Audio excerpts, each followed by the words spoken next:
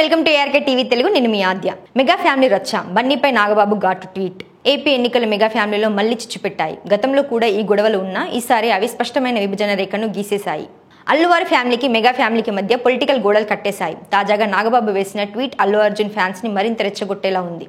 బన్నీ పేరెత్తకుండానే నాగబాబు ఘాటు ట్వీట్ వేశారు.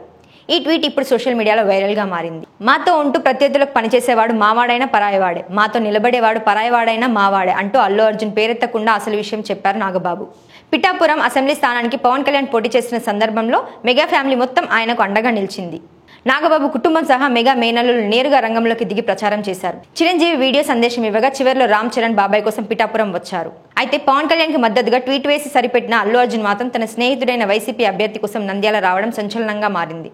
రావడమే కాదు, తన స్నేహితుడిని గెలిపించాలని కూడా బన్నీ ఓటర్లకు పిలుపునిచ్చారు. దీంతో బన్నీ వైసీపీకి సపోర్ట్ చేస్తున్నారని ప్రచారం జరిగింది.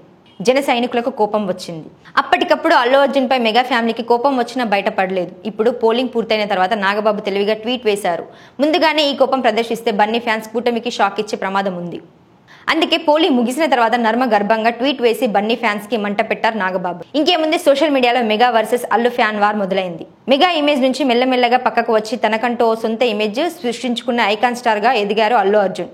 అందుకే ఆయన ఎక్కడా తగ్గేది లేదంటున్నారు. నాగబాబు ట్వీట్ కి అల్లు అర్జున్ నేరుగా రియాక్ట్ అవుతారా లేక ఫ్యాన్స్ సమాధానమే తన సమాధానం అంటూ సరిపెడతారా వేచి చూడాలి.